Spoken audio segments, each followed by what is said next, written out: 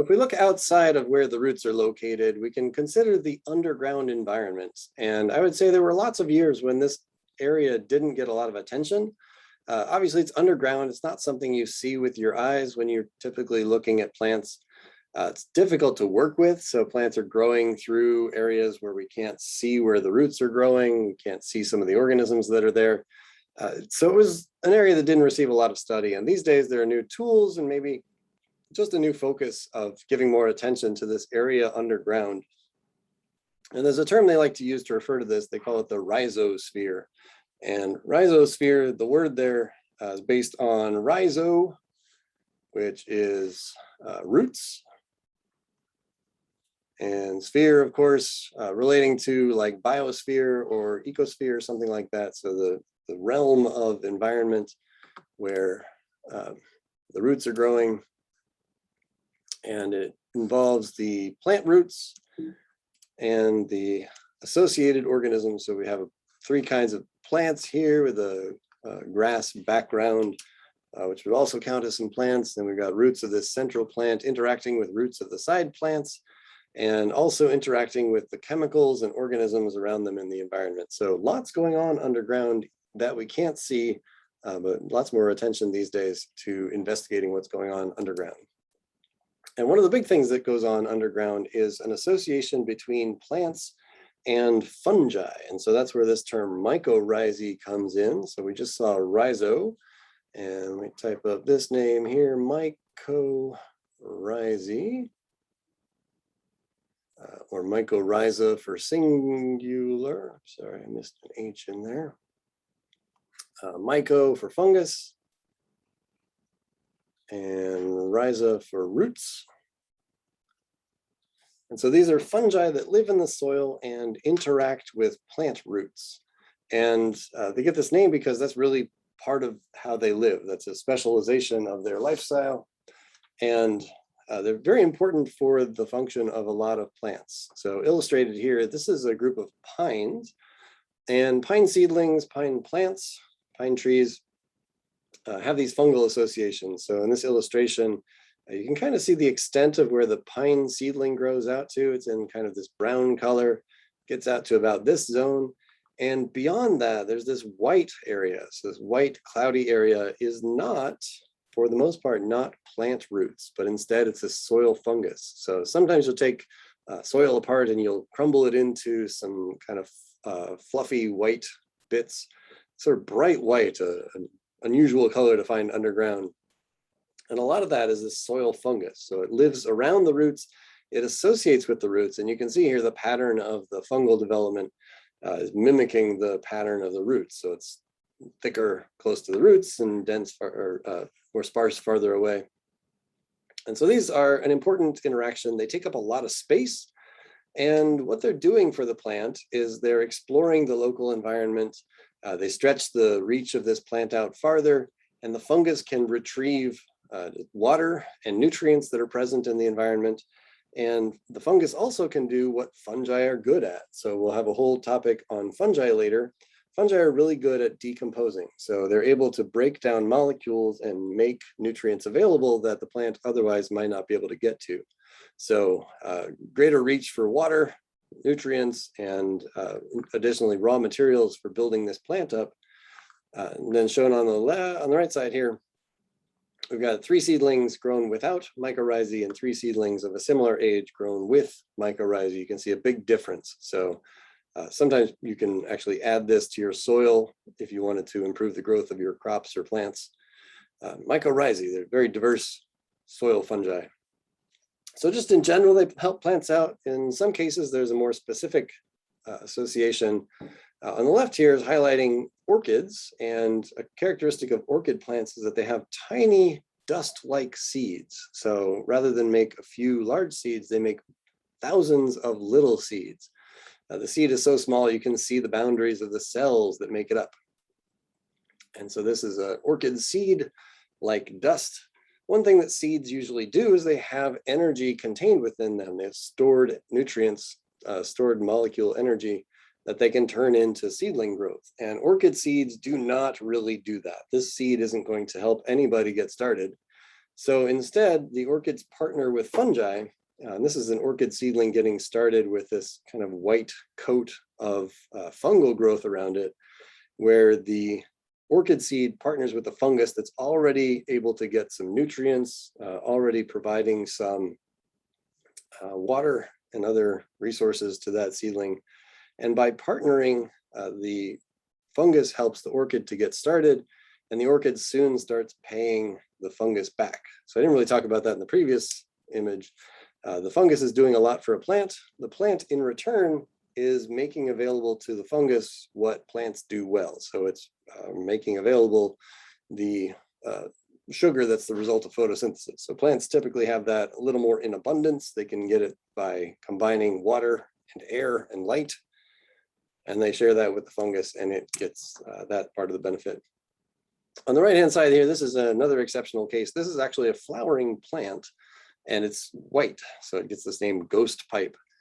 And it's white, it doesn't do photosynthesis, it's not showing you any chlorophyll, and instead it actually gets some nutrients from the soil. So this is a little bit of a cheater. It's stealing from the soil fungus without really paying back any sugars. It's still a pretty successful plant, so it's kind of taking advantage of the decomposition of the underground. So soil fungi are very diverse. So this is just a sample of the genetic diversity. So these organisms weren't exactly observed, but they were put into a few different categories of these species that could be found growing underground in a plant community. And the diversity of the soil fungi can be an indicator of the habitat health. So this is a stand of trees that's being wiped out by a bug here. Sorry, beetle. This beetle is taking out the pine trees, and as a result, the areas where the beetles have knocked out more pine trees is also less diverse. So there's a big block of the same kind of soil fungus, a couple big soil fungi here, and that contrasts with the undisturbed areas where the beetle hasn't destroyed the trees yet, much more even distribution of some more diverse groups of soil fungi. So soil fungi, these mycorrhizae, break down into two big groups known as the ectomycorrhizae and the endomycorrhizae. So ecto for outside, endo for inside. And just a little clarification here, the ecto, when we talk about outside on the root, we actually can have these fungal bits, which are this color here, this kind of red color.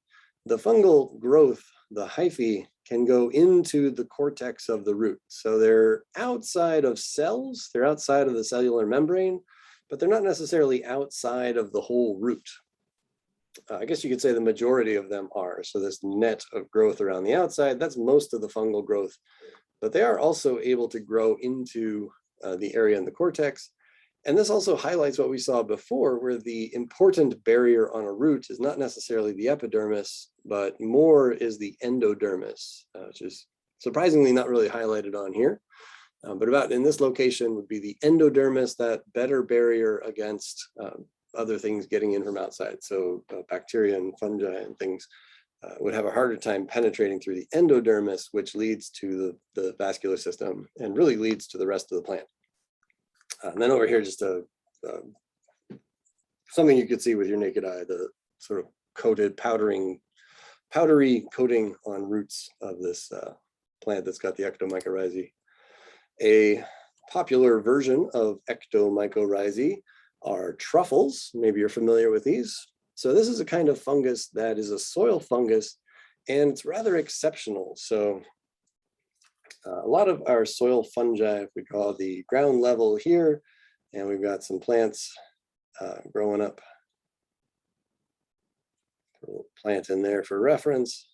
A lot of these soil fungi, fungus, as we'll see in the fungi lecture, fungi grow just as these strands, these hyphae, and sometimes underground, sometimes in rotting dead tissue.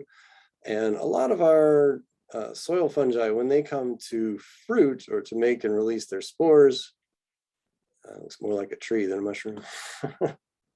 It's a mushroom. When they go to release their spores, they produce one of these fruiting bodies or a mushroom. And that's above ground, and that's for the purpose of releasing these spores into the air. The, label it here, mushroom.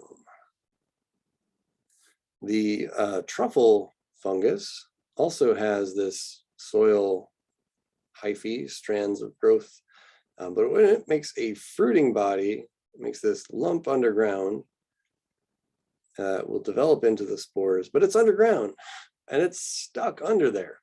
So fungus needs to disperse itself using the spores that are produced by this underground body.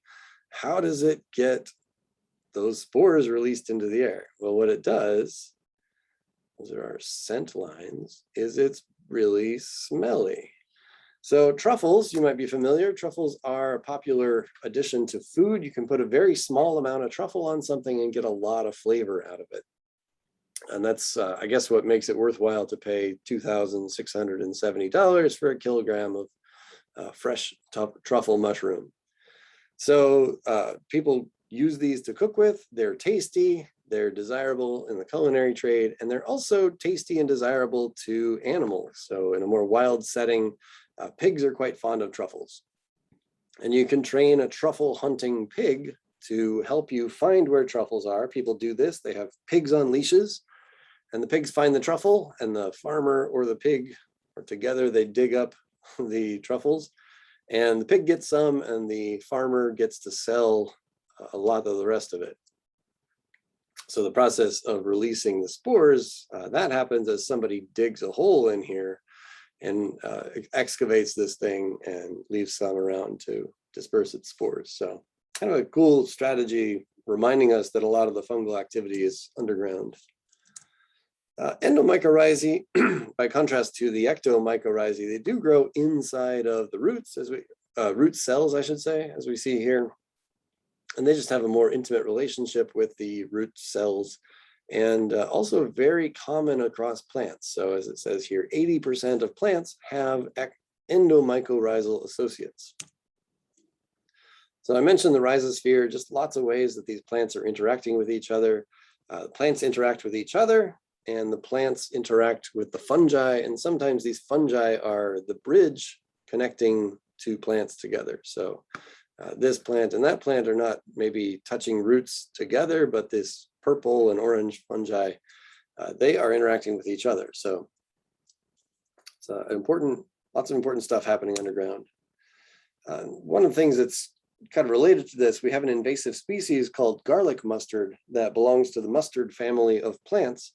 And this is a plant family that doesn't really partner with mycorrhizae. And instead, it's kind of attacks the mycorrhizae in its vicinity.